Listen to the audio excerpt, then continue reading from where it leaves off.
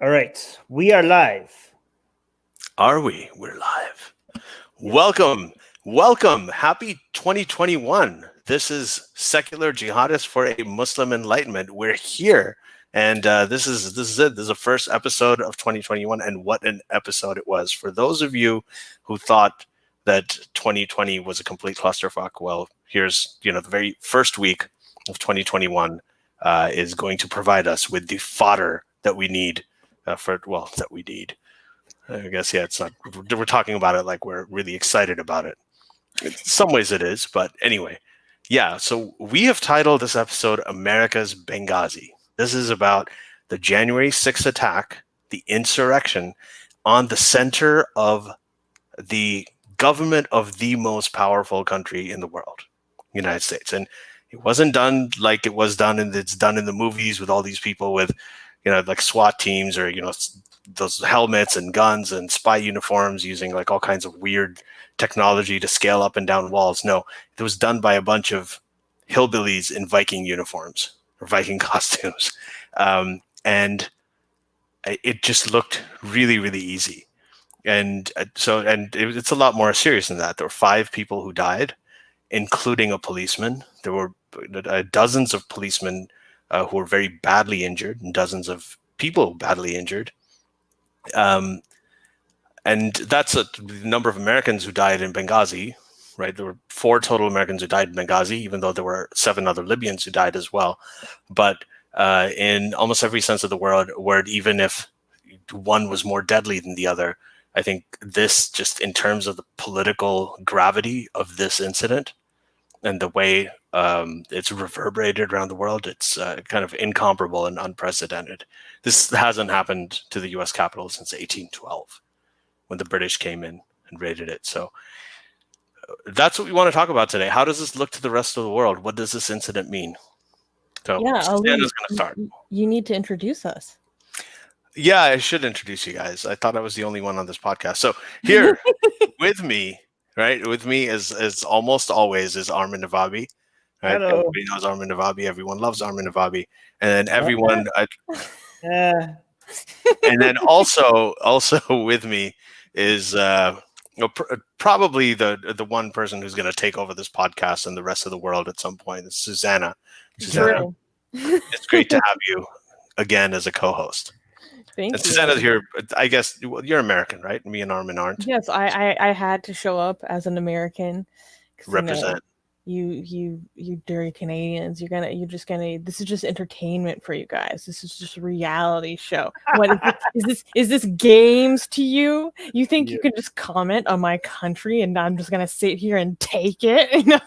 Yeah, so I gotta ask you, Susanna. So let me ask you first. For those who don't know, because Ali didn't give me my proper introduction, I am the president and CEO of Atheist Republic. Oh, you are that, yes. Yeah. The president and CEO of Atheist Republic. I'm so sorry about this. I just assumed that everybody knows you. People are like, Susanna, who's Susanna? That's who I am. So anyway. So I got a question. How did you get back home? So you went on January 6th, you were at the Capitol, obviously, you saw you in all the pictures. How were you able to fly back home? Everybody who's been okay. Never mind. You think I can disclose that? No, guys, I was not at the Capitol. So, I was actually funny. I was getting a pedicure, and then on the TV was this nonsense. Like right after I got a facial, and I was like, I'm trying to relax. What the hell is going on? So wait, so you're getting a pedophile? Jesus, pedicure. This is it shows you where my mind's at. Like I'm already like chewing on land, right? Yeah. So you were okay. Forget about that. I want to know, you as an American, right? Yes. You grew up here. You're watching this. You're seeing the Capitol being invaded by, really, I mean, there's no other word for them. They're domestic terrorists. Right? They're coming in. The initial video footage didn't, like, it's really the later footage that started coming out that showed how serious the situation was. But what was your reaction when you saw them scaling the walls and sitting up there and everything? Well, okay, so what I remember watching at the time was just, these like outward shots of the Capitol building.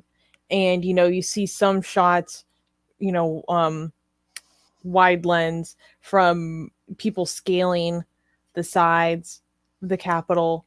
but it was just these external shots of the building, so you couldn't really tell what was going on. And then slowly, you would, because I don't actually watch TV, I don't watch cable news, so having it in a different setting, it was interesting. So, they're getting calls in from senators and congressmen over time, who are like, in current evacuation or hideaways, safe spaces, whatever.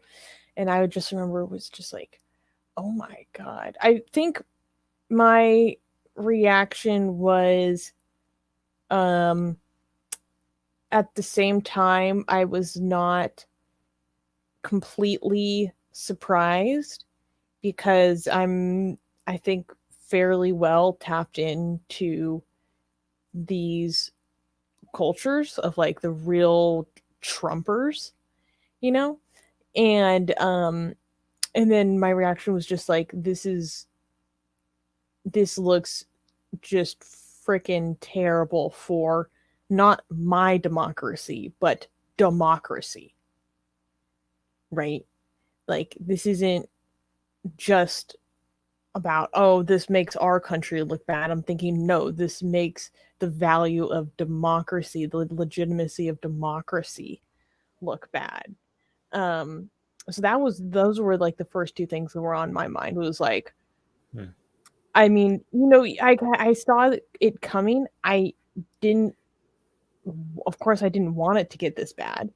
Actually, no, I had three reactions. One, I saw it coming, hoped it wouldn't get this way, but it did. Two, this makes the devaluation and denigration of democracy itself beyond America.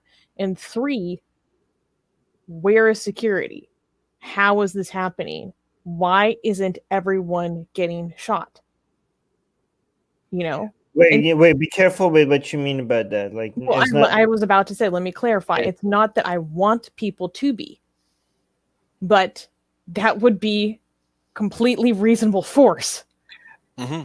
And legally justified. We're not talking about morally. We're not talking about whether we're just like saying that would be a legally justifiable reaction to that, but not that we are calling for for it. Yeah. Exactly. The thing that hit me was when I saw the guy. The security measure. I'm like, wait, yeah, just where is security? How is this being allowed to happen? Where are the failures of communication between all of the different levels of government that are involved in securing this building? How did this happen? Those are my initial reactions. Yeah, the thing that hit me actually was when they made it into the House chambers, and I saw the picture of that one guy sitting in that seat, where the Speaker of the House sits. And I think that was iconic. That's when I knew. I was like, okay, there's something that's really, really weird has happened. And the first thing I thought was, I was just thinking of everybody around the world watching this, like all of the different the militant organizations and Iran and everything, and looking at it and saying, oh, this is a lot easier than we thought it was. Yeah, it just made it look so easy. That is also an aspect, aside from the democracy thing is a very big thing, but that aspect of exposed vulnerability, that's how easy it is to do. Well, which group are we going to infiltrate next time we want to? Well, let's go and get together with these like sort of American patriots who paint flags on their faces and stuff, and it's an easy way to get into the Capitol, or whatever. It was signal that sense. The signal was actually devastating to the rest of the world. Armin, yeah. I do want to mention like how this looks. What Susanna was mentioning about democracy as a concept, as a whole, not in the United States, but countries like China and Iran have already moved forward like aggressively, using every single second of this to advertise the failure, not of just the United States, which they are doing, and ridiculing the entire country and ridiculing the system, but implicitly they're also signaling to all their supporters and followers and skeptics about Western democracy as a whole, right? Mhm. And by Western democracy, they mean democracy, because Western democracy is when Iran says democracy, not Western democracy, they're referring to something that is not democratic at all, right? So, for example, Rouhani just came out and he was so glee, like you couldn't see the smile on his face. They were celebrating this, and it was before Rouhani. I could see, like, on Iranian Twitter sphere, all the pro-Islamic Republic followers, Twitter accounts. They were having a blast. They were like, this is like all the Iranians who like were looking into that support the United States, were like saw Western European or North American countries the role model. They were being mocked as like, this is what you guys were hoping for. Look how fragile, look how pathetic this is. Look how easy it was for just a bunch of people to just take over the capital. And Rouhani himself came out and said that this shows how, not United States, but how fragile, he used the word fragile, Western democracy is, and how vulnerable it is. And he also was quoted saying, last night showed the failure of Western democracy. I do want to say, as much as a bad marketing all of this is, not for just United States, but what they are calling Western democracy, I think it might be argued that it should show the opposite. Because this was a major stress test on all the systems and the institutions in the United States, and it stood the test. I mean, this is the most aggressive stress test that you could have inflicted on the system, and as bad as it looked, if you actually look at what happened, there was, and as bad as the security, like the failure of bringing the security, the failure of not calling on the National Guard, the failure of the police that were there, the failure of not preparing for this, even though there was plenty of opportunity to see on social media that something like this was likely to happen. The failure of even the past 4 years that got us here, the fact that somebody like Trump could even be president in the United States, and all of that. Like, what we see is that something as destructive as Trump and the past 4 years still was not able to ever bring us close, even close. I know this was a failed, I'm going to call it a failed coup attempt, right? I think it's safe to say that. Okay? Well, it's objectively true that it is a coup attempt that was failed. It was a failed coup attempt, but it was destined to be a failed coup attempt. Like, there was no way that they would ever be even close to becoming, even having a small chance of ever being a successful coup attempt, right? This is the worst that it could have gotten in the United States, and it was never able to bring the whole system down.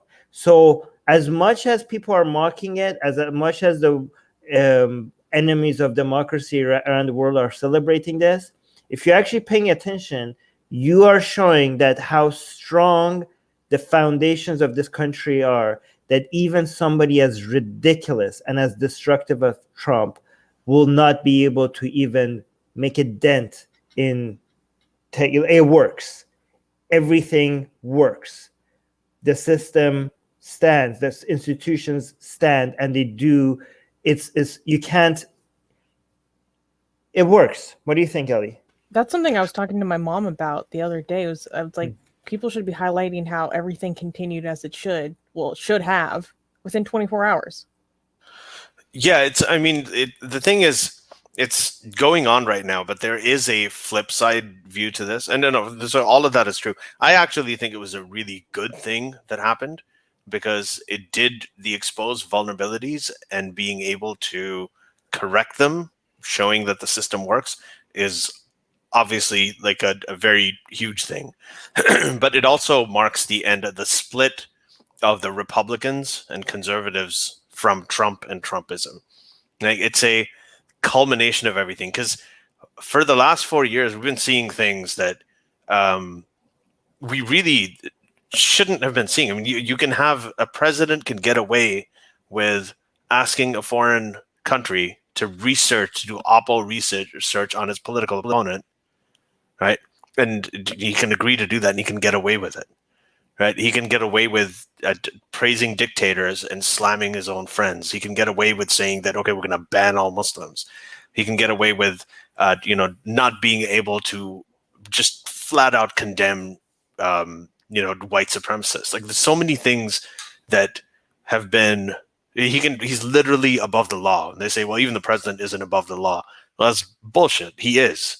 That's what we've seen. And now there is this culmination. And the weird thing is there's still a lot of people who think that this wasn't a deal breaker. Like, an attempted coup wasn't a deal breaker. So I think it's a deal breaker in what? For a deal breaker to be a part of the Republican Party, a deal breaker to work with Republicans. What do you mean? They don't think that a president directly saying, okay, go up to the Capitol and we're going to have to fight. We can't show weakness. We have to show strength. Like, saying those words, and then this incident happening with his name on all the flags and his supporters doing it, then him not condemning it later, all of that, like a coup attempt. There are many people who still think that, well, no, this still isn't impeachable. Like, the majority of Republicans in the House still don't think that. This is not a deal breaker. So this is one of the places where, say, Liz Cheney and Mitch McConnell and these people who are now coming out against him, right? That is a very good development. That's, it's strange to me. It's bizarre to me that this, like, I thought this was predictable. I think all of us saw it coming. These guys apparently didn't. And now they've gotten to the point where they're finding out that, you're inciting a bunch of people who call themselves patriots, and then they go up and attack their own government, right? And the cops.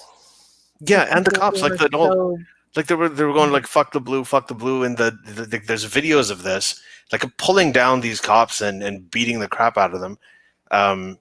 This is so it was never really about the Blue Lives Matter thing. It really wasn't. Every time they talked about it, it wasn't really about that. It's just, it was the same thing as all the other stuff. It's just, burn the system. We got to burn everything down, right? And so I think the fact that this has opened up the eyes of people, I also think that this is going to lead to more. It's sort of, the polarization of the parties. Mm-hmm. I think that's going to be mended as well. Like, this is the time when the Biden administration and the Democrats who actually got elected, they are not really associated. They condemn Antifa. They're not really fans of it. Biden is not an Antifa fan. Like, these are not people who associate with the far left as much as mainstream conservatives have been associating with these lunatics, right? But now I think there is a moderating force that's going to bring the sort of the sane conservatives and liberals to some kind of common ground and common interest. So I think that, those are some of the positives of this.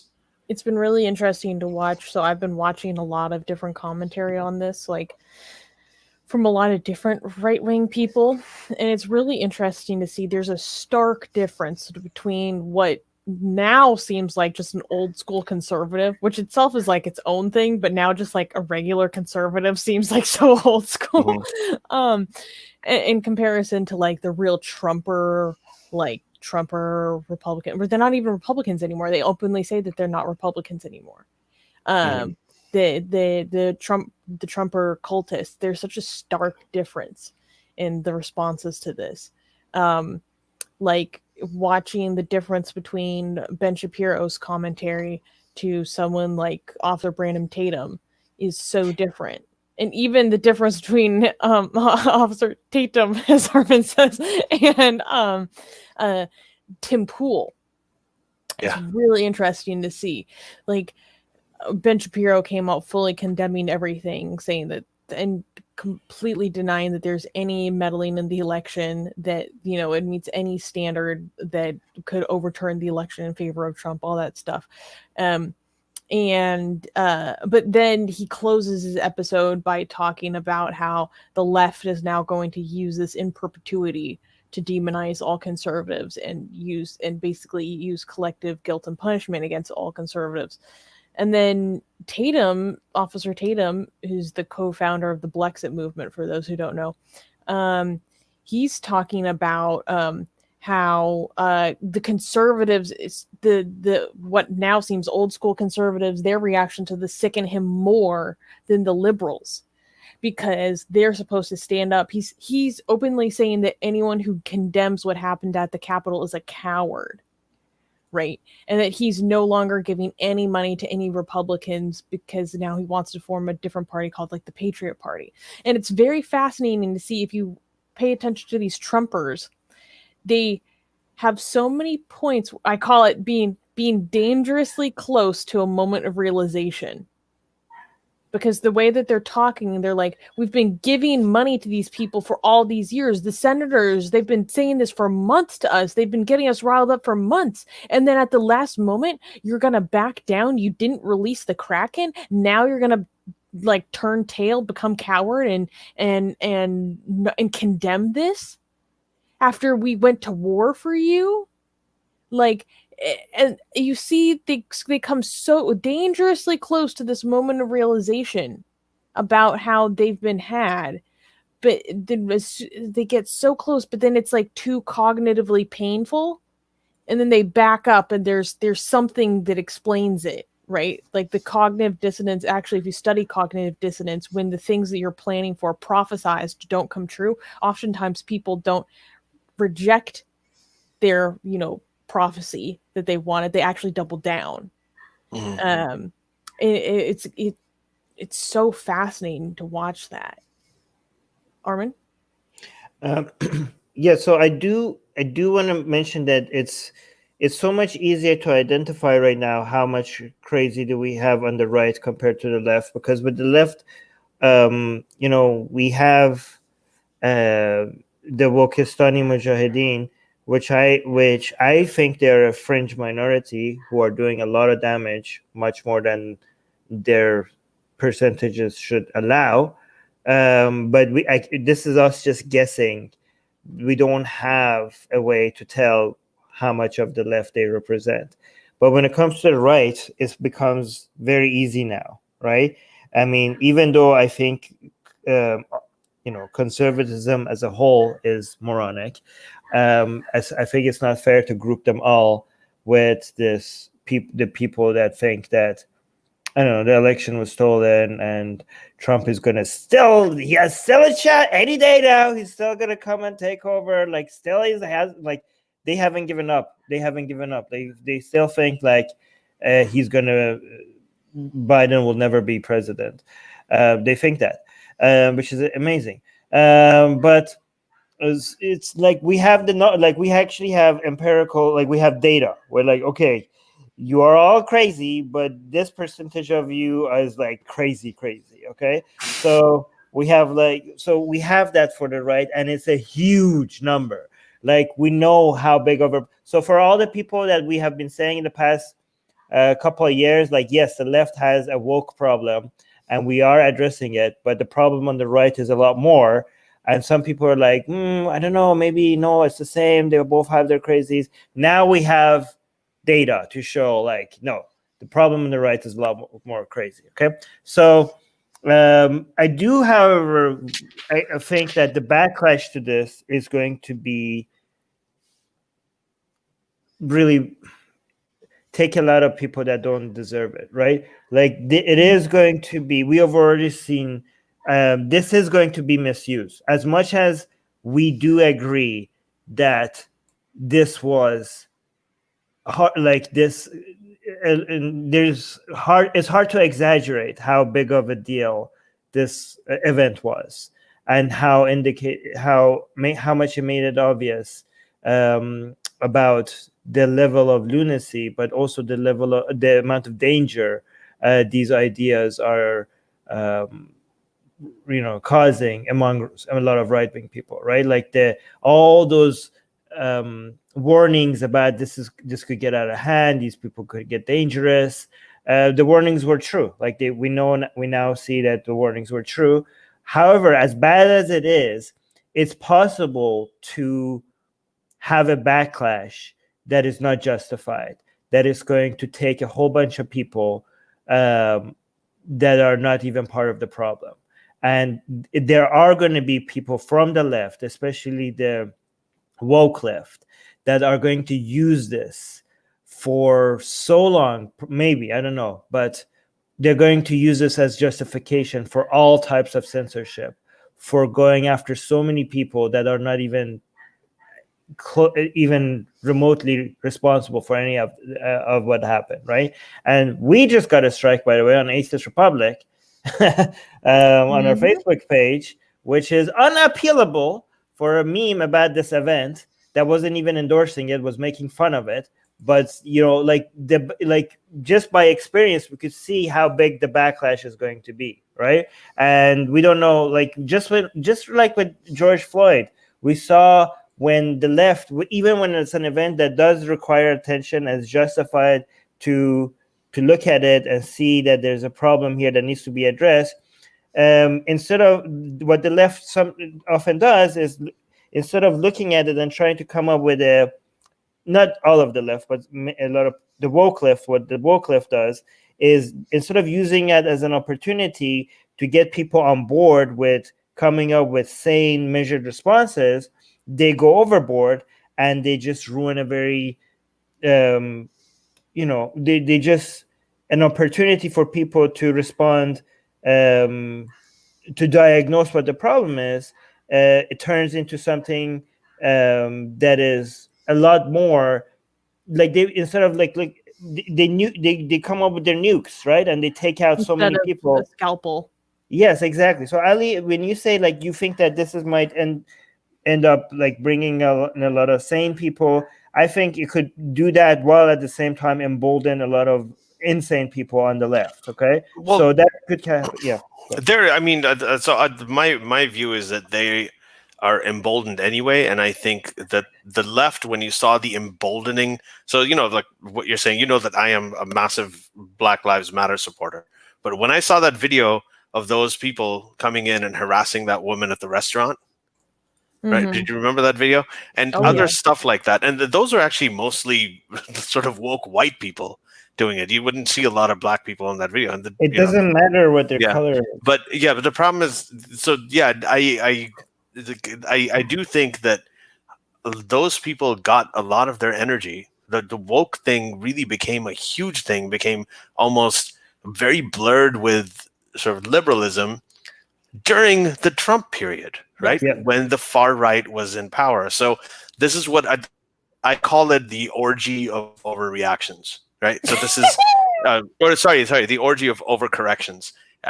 And this is, we had the regressive left, and the regressive left was really, really annoying, all that. And then they came in later on, the alt-right came and they made it, they overcorrected it so much that, the regressive left started looking sane.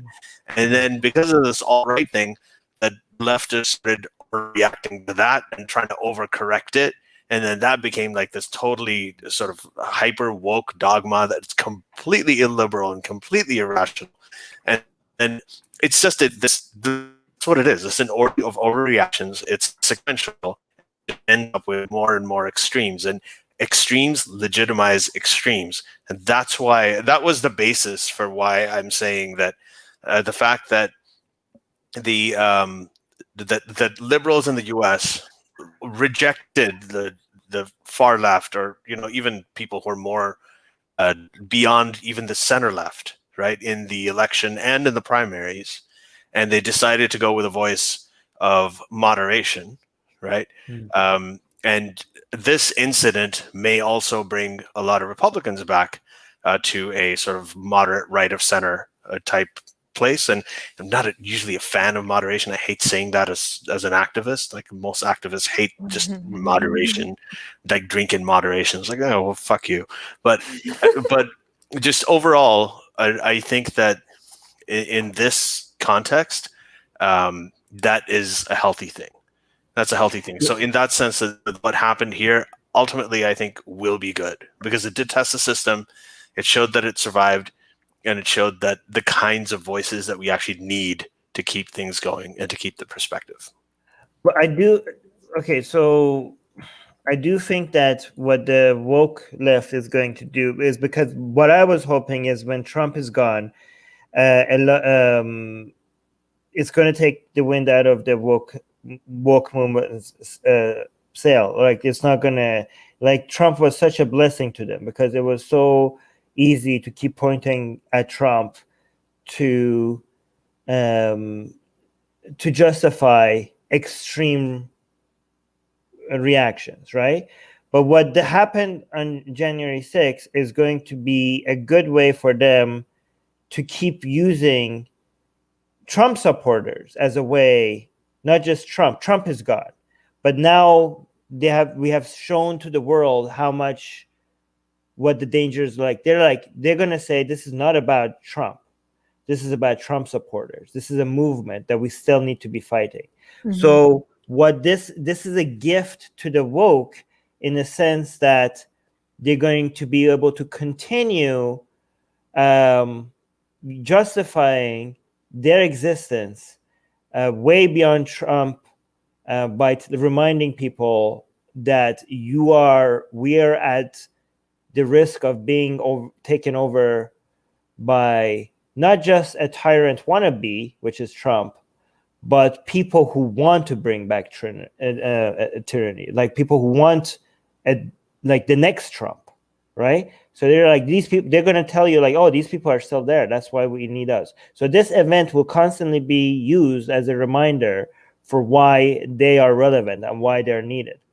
I do want to mention how I don't think it's fair for so many people, including you, I think, Ali, who have said that, oh, if this was BLM protesters, they would have been massacred or something like that. That the reaction would have been a lot more hostile. I don't think that is fair at all. I think that the mistake was the bias was not from the police or from the National Guard. The bias came from all the way from the top, which is Trump himself, right? If the National Guard was called and it was present at that time, you would have gotten the same response that when BLM protesters were there, right? The number of like a lot of people, yeah. So first of all, Ali, is let me before I continue, what is that something that you still believe in, that if like, oh, look at when white people charge on the Capitol, this is like they just get like it, like, oh yeah, just walk right in, of course, like you guys are white, but if it was black people or BLM protesters, their response would be a lot more aggressive. Do you still think that? I don't think it's necessarily white people, but I think it's like Trump supporters, like the conservatives that go in, right? I actually think that it's true. Now, do I want to talk about it a lot or bring it up? It's not a perfect comparison, and I don't think at this point it's not a useful comparison because you have all these Republicans sort of lining up and they're joining up in unity and talking about impeaching this guy and voting Mitch McConnell saying it too. So the worst thing we want to do right now is make this like a race thing and bring all these other issues into it. Yeah, but I want to. Yeah. Let me just finish. But I do think that people, like if black people were going there, I think they would have been shot lots. I think if Muslims were going in there, right, and they were protesting and they were taking over the Capitol, I think that they would not have made it to the speaker's chair in the chambers. I just cannot imagine that. I don't think that is true at all. I don't want to make it a race thing, but I think it's true. Okay, but let me finish my thought now, please. Mm-hmm. I don't think it has anything to do with race, and I do want to call out the people that are making this a race thing. It has nothing to do with race. We have many examples of cops that are racist. And we have many examples of cops who bent the knee and raised the fist and were part of BLM protests themselves, and we have the vast majority of the cops that are just doing their goddamn work. Okay, they just want to do their job. This has nothing to do. The race of the people that stormed the Capitol has nothing to do with any of this at all. Okay, the reason why we got a different reaction. I keep seeing on Twitter and Facebook, people are like, oh yeah, if this was BLM protesters, they would have been all like, none of them would survive. Like Lazy analysis. Yeah, but I'm not saying it's about race. Let me finish my thought. Let me correct your premise though, that you're saying, because you're saying something about. I'm saying if it was a whole sea of white Antifa people, I think they would have been shot too. So I don't think it's as much about race as I think it is about the political aspect, the fact that Trump is in power, the fact that he incited it, the fact that there are a lot of Capitol Police people. The policeman who died was actually a Trump supporter, right? Right. I think it's about that. It's about certain groups of people. If they went in, if the BLM protesters went in and they were all white, like the people who were trying to shout down that woman at the restaurant, I think they would have been shot. To me, it just seems pretty clear and pretty evident that would happen. I think Armin is addressing the people who do think it's racial. Yes. And can I finish this thought? Yeah. Please. Yeah, go ahead. I don't know. So what I'm responding is to a whole bunch of comments on Facebook and Twitter and everywhere else where people say if this was BLM protester or black protesters, they would be shot. Okay. The National Guard was not called. The bias comes from all the way from the top. I don't know what the mayor, I don't know why the mayor did not call the National Guard. Some people are saying the reason might even have something to do with the negative reaction they got before when they did call the National Guard. He did. He called him immediately. And he called him immediately, and the Department of Defense rejected the request from the mayor. There you go. So the bias. Trump directly rejected the request to send the National Guard. All right, but unlike Portland. Yeah. All right. Can I just finish this thought? So that means that. All right. Okay. That means that basically whatever the scenario is, that means that the bias was from Trump. Okay. There is nothing inherent about the police force or the National Guard that made them be like, oh, these are Trump supporters, not BLM supporters. So walk right in. They were overwhelmed. They did not have enough resources to deal with what was going on. If the National Guard was there, you would have gotten the same reaction that you got. Like, people keep posting that picture of when the BLM protesters were storming the Capitol of all the National Guards like standing their guard. It was the Lincoln Monument. Yes, they're very good. So they keep posting that picture. Yeah, if they were called, they would have done the same goddamn thing. The treatment that these protesters got was different because the police force, the Congress police, did not have the resources to deal with them. How could they give you the same treatment if the National Guard was not there? So the bias comes from Trump, not from the National Guard, not from the police. Were there police that didn't act the best way that they could? Yes, there are examples we have videos of police taking selfies with the protesters. Is that bad? I don't know. Maybe that's a de-escalation tactic. Maybe the guy, what is the guy supposed to do? There's 50 of them, one of him. If somebody was if maybe I don't know if that's the best thing to do. People are highlighting that, oh, look, the police is taking selfies with the protesters. If they were BLM, he would be doing something else. No, he's one guy. There's 50 of them. I think maybe taking selfies with them is a good way to de-escalate the situation. I don't know. Maybe it's not. Maybe it is. It's being investigated whether they did or something or not. There are a couple of examples of things that need to be investigated. Why did one of the cops open the gates? Was that a good thing to do or not a good thing to do? It seems like maybe it's being investigated. That one cop maybe has done something wrong. It's being investigated. But overall, there's also examples of extreme bravery. There was one cop that was using himself as bait. There was one cop that was dealing with a whole mob of people going after that were actively trying to find senators, and this guy made them chase him as bait to misdirect them away from the politicians. there is examples of amazing acts of bravery as well from the cops, right? So I am gonna give you this that as the footage came out, I think one of the good things that came out was that, you know, when you talk about not all cops, because like this idea that they just opened the doors and they let everybody in, which is what it seemed like before, and some of them did do that. There were more that were trying to hold the crowd back. That misled them and took them to other places instead of the really sensitive places like the Senate, like that one guy who did that. There was one who was slammed.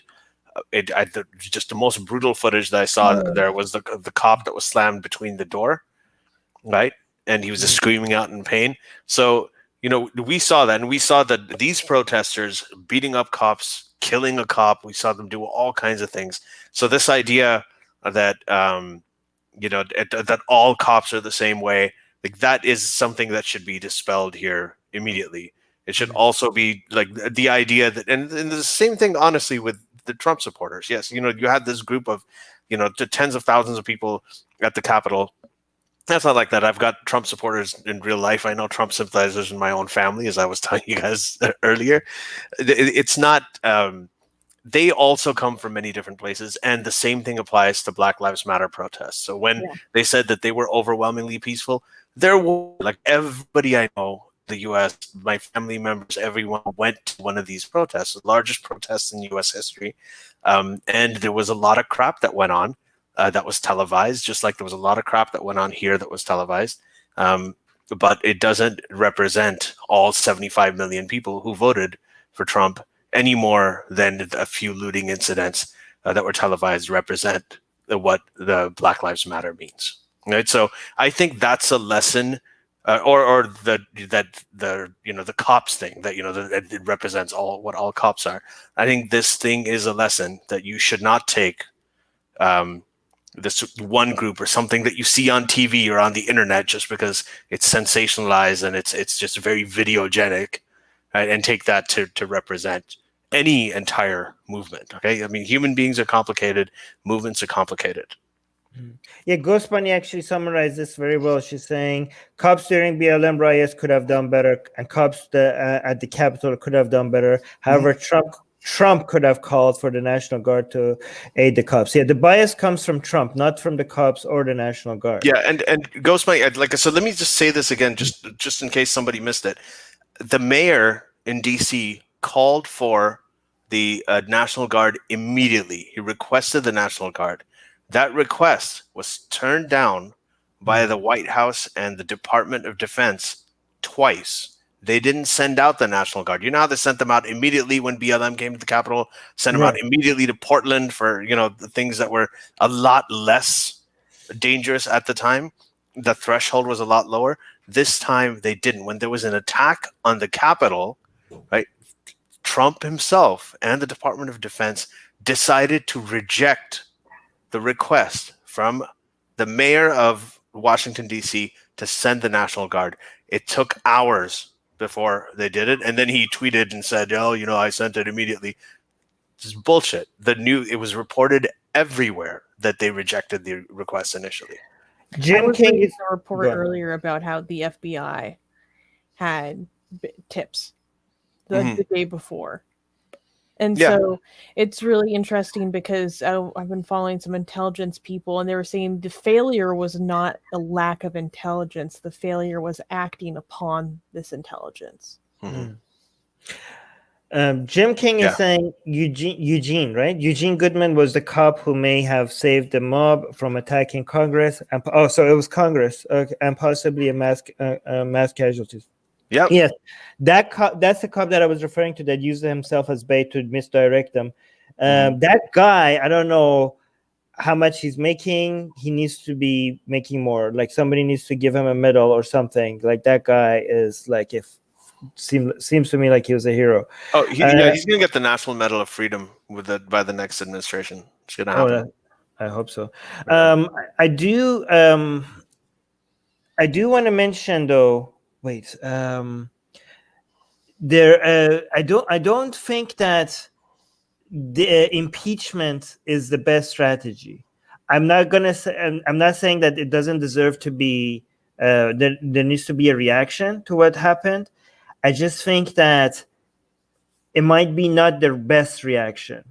Okay, so because if you listen to everything Trump said before this whole mess happened, okay, and I don't want to dismiss how big of an event this was, because I think every single one of these people that showed up, that managed to actually get inside the Congress, right, inside the building, every single one of them need to be arrested and charged. Okay, they can defend themselves, and if like one of them comes out like, oh, I have no idea, they told me to go this way and I went this way and that's why I'm inside, yeah, you could defend yourself after you're arrested, but every single one of them need to be found and arrested, right?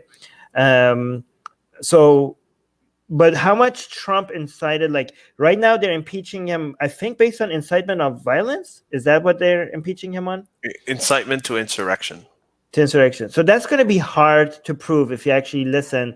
Like, I understand that it's very obvious to us that what led to another, but it's because if you listen to everything he said, there is a way for him to legally defend that he didn't, right? I think there is an easier way to, maybe I'm incorrect, you guys could tell me, okay, this might be completely wrong, okay, but this is what the nation has suggested, and it's easier to prove, and it's also easier to, it requires a simple majority rather than a super majority, okay, and it's a bigger punishment because impeachment will just get him out of, like, he's already leaving, right? I know it's symbolic and all, but we also want to be practical. This one will actually hurt, and it will basically paralyze the entire Trump for a second term, right? So this is what the nation has said: bar Trump from ever holding office again. And they're saying on Friday, when House Democrats discussed responses to Trump's incitement of insurrection, there was some discussion of a 14th Amendment. So the one that they're using now is the 25th. What is that? The 25th Amendment, if the president is unfit for office and the vice president and cabinet members can, yeah. So that's not going to happen unless Pence, yeah. So if Pence said he won't do that.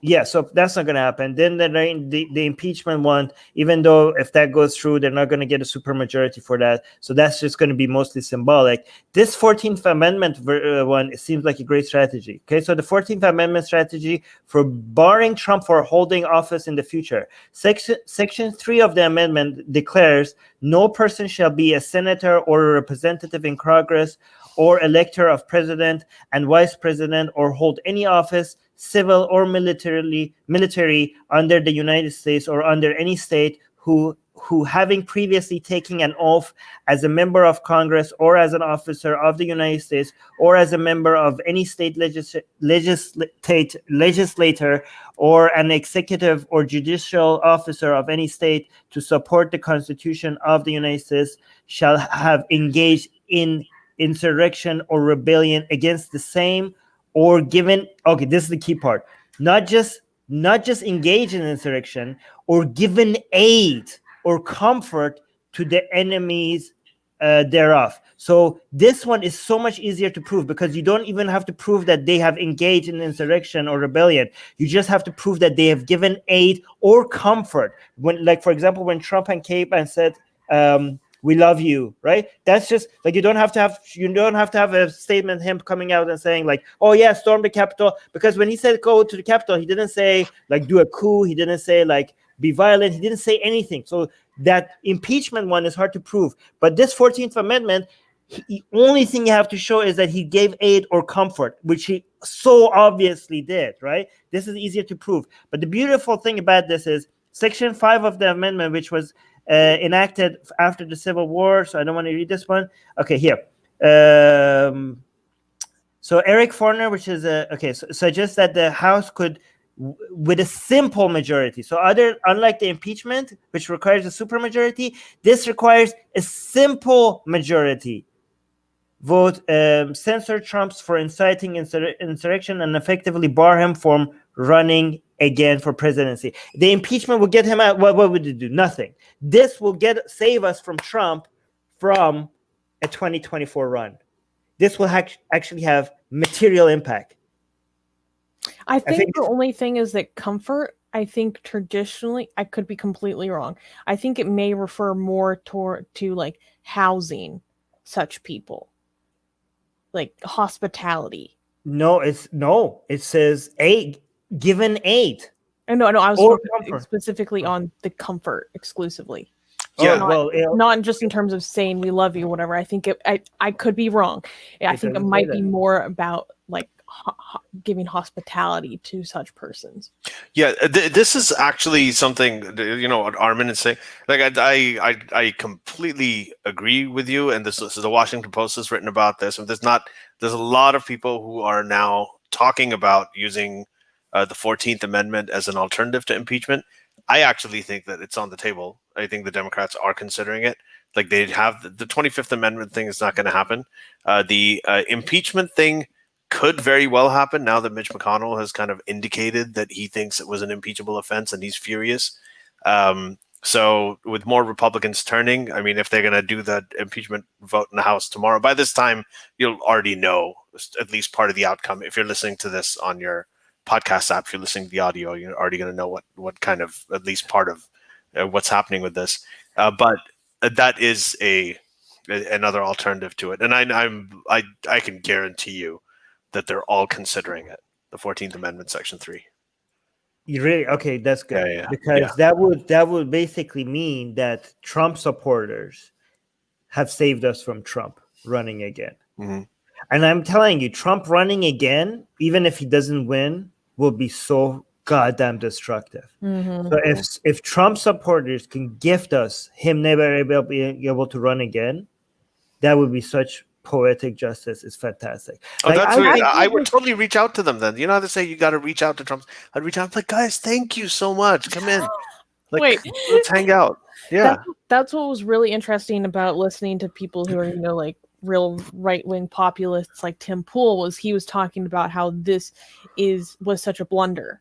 How this is going to destroy their right-wing populist movement. How this is going to hurt Trump itself and everything they'd worked for the past 4 years. Yeah. Like I mean, Tim Pool is sometimes so wrong about so many things, but every now and then 49 state sweep.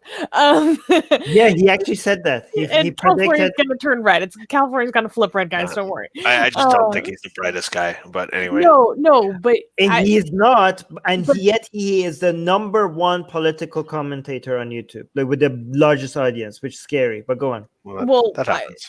Like I just said, he's wrong about so many things. But those moments of like self-reflection into their own movement I find extremely fascinating.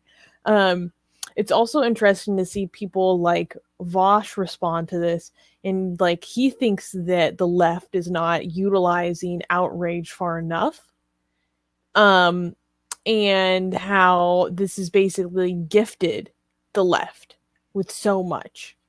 Yeah, like, I agree with that. Everything we need. This is everything we need. And so Ben Shapiro, on the other hand, is saying, oh, leftists like Cori Bush put out, like how something about she's a freshman congresswoman talking about how, every Republican needs to be censured and tried for treason itself. Treason is punishable by death. Okay. That's a federal offense, which I think is just, like ludicrous. But so they're giving fuel to people like Ben Shapiro who are saying they're just going to use this to collectively punish all of us, right? And look at all the evidence that's piling up with Parler and yada yada. And I know you guys want to have a separate episode about that. And then there are people on the left who are like, yeah, this is everything we need. Yeah, we're coming after you. But the problem is that, as Ali pointed out, this is going to be a great gift to the sane left, but it's also a great gift to the crazy left. Okay, they both got a gift, so we can be happy about the gift and the sane right as well. It's also a gift to the sane right. It gave him an out. I don't think. Let me tell you why it's not the thing is that the sane right only gets voted in because they get the votes from the sane right and also the crazy right. Okay, now their party is going to be divided. The sane right is not going to be able to, like, if they're going to be abandoned maybe by a lot of Trump supporters. Like, I hope so. I'm hoping that the whole Republican Party turns in on itself and gets so divided. I think you got to think a little further back in time when you had the Reagan Democrats. Remember, Reagan '84 won 49 of the 50 states, right? Like, there's in 1984. Like, I know that seems like forever ago, but I think that they wanted to kind of bring back that kind of Republican Party, and a lot of them actually want to do that. You know that they absolutely worship Reagan, right?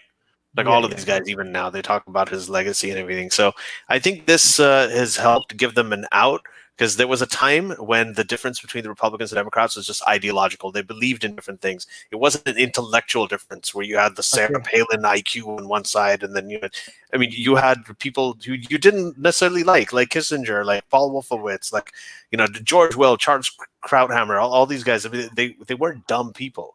I mean, we got low IQ Dems. I don't know what. Ali. No, now we do. Yeah, we do. They do want a way out, but they can't. On their way out, what I'm hoping, maybe this is wrong. Okay, what I'm hoping is on their way out, they're like, oh, this was our ticket out, and they're gonna be like, we're no longer Trump supporters. Yay! We could be like sanity back to the Republican Party, as if there was ever sanity in the Republican Party. But yeah, let's just pretend. They're gonna be like, yay, we don't have to support Trump anymore. However, Ali, on their way out, the cultist Trump supporters, they're not gonna follow them. You know what I mean? They're out, but the dogmatic QAnon election has been stolen. Trump is going to be president any day now. People, they are a lot more brain. I mean, maybe I'm too much influenced by the fact that I follow these people. This is not just a new political ideology. This is a religion. This is a religion. This is like a cult. And I don't think they are as flexible as just political, okay, fine, let's go back to being united with the rest of the political party. They'll move to Bernie. No, I disagree with something though. Armin, you were saying like, oh, the same people are going to be like, oh, yay, we don't have to support Trump anymore, blah, blah, blah. I think it's going to be the QAnons who leave the Republican Party. Because that's what they're already saying. I'm not a Republican anymore. I'm a patriot. I'm never giving another dime to the GOP because they turned on us when we went to war for them and they didn't release the Kraken. So like they're going to be like this X factor. So I'm hoping, Ali, if I'm right and you're wrong, that's a good thing, because that will mean that would be the end of the Republican Party. Yeah. I know, but I think that I have a whole other idea about that, but we'll save that for another time. But I do think that a lot of times this isn't really a race thing. It's as much as a class thing. Trump did relate a lot to the lower socioeconomic classes of people who are struggling, who feel like they've been given a raw deal, where the income inequality thing hits, right? So the income inequality, like, these are generally people who don't have college degrees, who are not very well off, and Trump is their hero because he's the example of the guy who talks like them but is a billionaire and is successful president, everything. Right. So when you see the overlap between Bernie supporters and Trump supporters, right, who are both hit by income inequality and who are on the receiving end of the class war, right? It makes a lot of sense. So what happens is when the Trump thing goes away, he's off Twitter, he's everywhere. If it starts fizzling out, and I think it will start fizzling out, there is going to be another movement. I can't tell if it's going to be an extreme progressive movement or extreme conservative movement, but it will be something that caters, a populist movement that caters to this class, right? And this is an opportunity for the left, because these are the people, as much as rigid as we think that they are, I actually, just historically, it's been seen that these are the kinds of people who are able to move to other things. But that's a much deeper discussion that I'd be actually interested to hear your perspective on, Suzanne. Yeah, the generalized populism isn't going away. Mm-hmm. Yeah, and it can change forms, it can change ideologies. It's ideologically agnostic. We're hitting the 1 hour mark. Ali, you mentioned there was another episode that you wanted to do. What was the topic that you said? Because I think Twitter ban, the parlor removal, all of that stuff. So I want to talk about that because so Fawad is asking a question. So he's saying, how do you guys feel about Trump being banned on Twitter? So Fawad, we're going to do an entire, maybe because of what Ali said, we might want to do an entire episode on that. Yeah.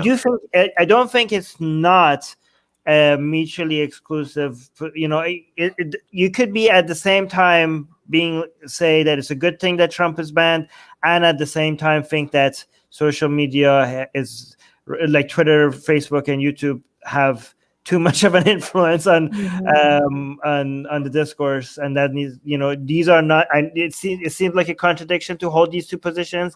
I don't think it's a contradiction. Yeah, I want to say one thing about this and just plug on my podcast, the Professional Novice with Ali Rizvi. I had a whole discussion on this with Jay Shapiro. Jay Shapiro is the guy who directed Islam and the Future of Tolerance with Sam Harris and Majid Nawaz. And I'd recommend you guys watch that as well, because I think he had some good ideas. And both of us are like, we don't have very, very strong opinions on this, but we do have more nuanced opinions. Yes, I would also plug that episode of Professional Novice with Ali Rizvi with Jay Shapiro. I listened to it in preparation for this, and it's quite good. Yep. Guys, Ali Rizvi has some really interesting discussions on his channel, and that channel is criminally undersubscribed. So you guys should go show it some love. Thank you, guys. You guys are so sweet. By the way, Katie just wanted to clarify something. Katie has a good point that is interesting. Saying, "Wow, the right-wing leaders everywhere relate to the lower economic classes."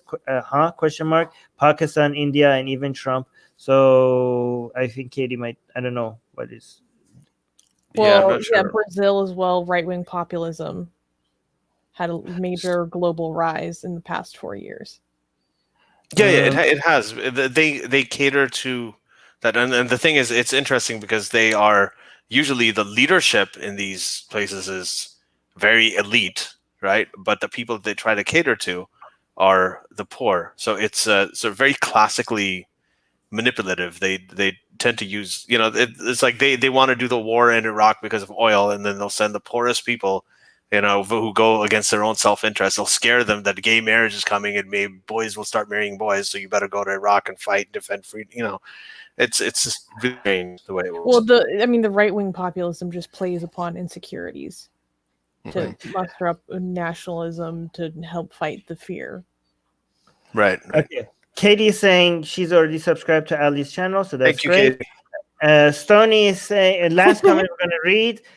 Stony is saying Majid Nawaz pooped his sleeping bag and started rolling around in it. The Trumpism from him is absurd. Ali, we should have an entire live stream about talking about what went wrong with Majid Nawaz and the insanity. It's not going to happen. I called him, and I think that he's busy with some stuff later. I'll reach out to him again. But let's see. We should call him out for all the crap take that he has recently had. Like, let's do a live stream on that. So, well, Armin, actually, we're doing a live stream on that tomorrow. So yeah, we're doing a live stream. If you're listening to the audio of this, what time? Video will already be out. You go watch it. Yeah, on Atheist Republic, we have same time tomorrow, right? Same time. No, it's at 7 p.m. Pacific time. Right. But I do want. That's 10, yeah. Oh my God! Okay, I'm gonna come in for that too. Let's see it. Wait, you could join as a co-host if you can, if you're free. Co-host. I actually want to watch it. Okay. Oh, news just came in. YouTube has suspended President Trump's channel for at least 7 days. Wow. For ongoing potential. So I'll tell you what's going on. It's actually like flies. On the right now at the state capitals, on Inauguration Day, they are organizing and planning all of these kinds of things at state capitals. You know, Gretchen Whitmer, Michigan. You know, all of that. So there is a lot of this activity going on. So it's not just these platforms themselves that are doing it. I think that they're getting a lot of feedback from the FBI and everything. They're trying to control these groups from organizing. So I think that has a lot to do with it. I think it's more complicated than just censorship. All right, guys, we need to end this here, though. Okay. All right, let's end it here. And thank you, Armin. Thank you, Susanna. you are, No. I'm going to do this right now. If you are, I learned how to do this for you with YouTubers and everything. I didn't know this for the longest time. Smash the subscribe button. Smash it. Like it hits that bitch. There, just go. You see the subscribe button. You gotta hit it, subscribe, and there's a bell next to it. Smash the bell too. Like destroy that motherfucker. So Ooh. and we should cut this part out for the end of some of our every episode, right? Yeah, You gotta do it. So yeah, just subscribe. And so that's one thing. The other thing is, if you're, I know that this is a really hard time. I am in Ontario. It's under lockdown. So people are struggling right now, but we do have a Patreon. If you like what you hear, go to patreon.com/SJME and go, and for as little as $1 a month, you can actually watch all of these conversations live on video. You can participate in them. You can put in your comments. You can do all of that stuff and get extra content. So if you can't do that, share it. Importantly, go on your podcast app, on iTunes or wherever, and give us a good rating, and that'll increase us in the future. Any rating, honest rating. Don't that also helps. Even if you don't like it, give us a bad rating. Just you're very kind. I say give us 5 stars. Whether you like us or not, it's going to help us. It'll get us everywhere. So thanks everybody for listening. All right, bye.